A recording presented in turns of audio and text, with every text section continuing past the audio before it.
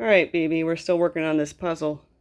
No way. So, I have watched SVU and Organized Crime, but as Mm. for cop shows, Undercop shows. what show would you recommend to someone who's only seen SVU and Organized Crime?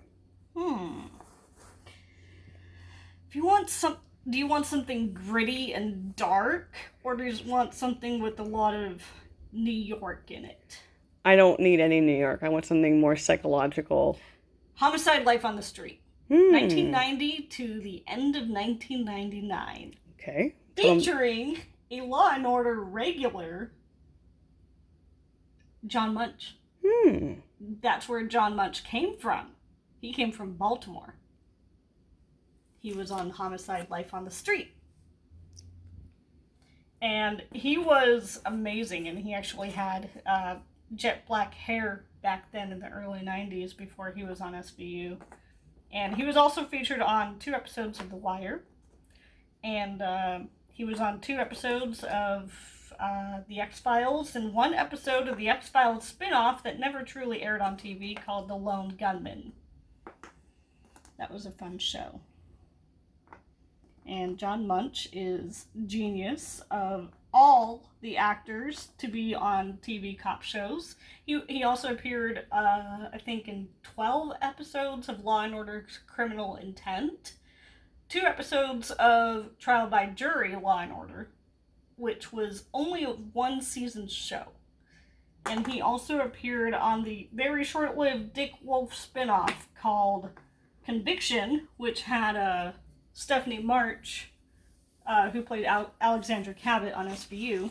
She continued to play Alexandra Cabot on the spin-off Conviction. Unfortunately, it didn't last, and it didn't stick. It didn't have a big enough audience, and it didn't have enough of a niche audience, so to speak. So yeah, if you want something dark and gritty, you start with Homicide: Life on the Street. Um, there's an actor in it. His name is Kyle Secor. He was born and raised in Tacoma and got all of his acting experience in some theaters in Tacoma. Little fun fact for you there. He was also in season 5, I believe, of NBC's Party of Five back in like 99, 2000. He played kind of a creepy guy hitting on Neve Campbell's character when she had her first job being a desk clerk out after high school. So yeah, it's a good show. Homicide is. What is Blue Bloods about? Blue Bloods. Blue Bloods comes from CBS. It's been on there since about 2010, 2011. It has Tom Selleck, who was originally in Magnum PI. And it also has Donnie Wahlberg, and he's kind of an asshole in real life, and he's kind of an asshole in the show. I mean, there's really no difference. He just gets to be an asshole with a badge. That's about it. And he has his brother and his sister, and his sister plays his law attorney with the prosecuting office of New York City and Manhattan. And his other brother is a cop on the beat in Manhattan. And it's just kind of... CBS likes to put a lot of...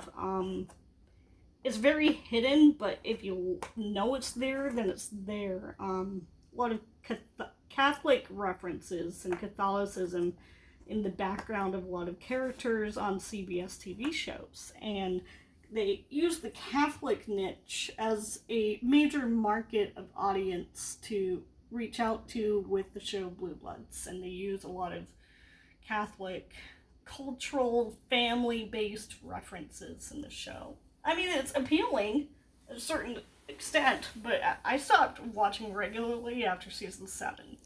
Who do you recommend the show to?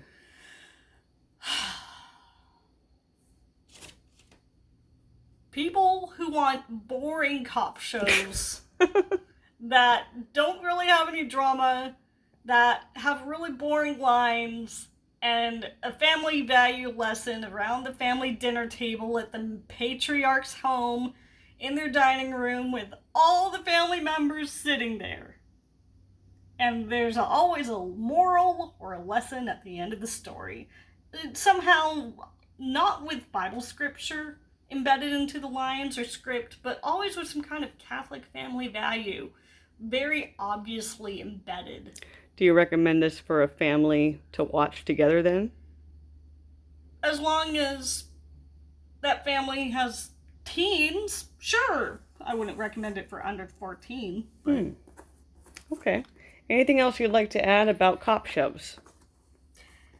there is one New York City cop show that was on in the 90s that I have never been able to find anywhere, but it existed because I saw it on pre-recorded VHS tapes that a substitute teacher used to bring into my high school law class. It was called New York Undercover. And it was gritty and dark and awesome, and they used regular subway trains. They would just take the camera crews with them everywhere. They wouldn't instruct extras to do anything specific. They would just ask people to go about their day and ignore the cameras when they made the show. And it just made it more real. Very cool. Okay, so And I miss it. you recommend that one, and what's it called again?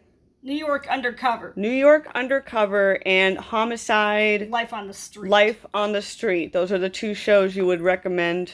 Yes. Okay, very good. Thank you for your review. We will see you again soon. Okay, bye-bye.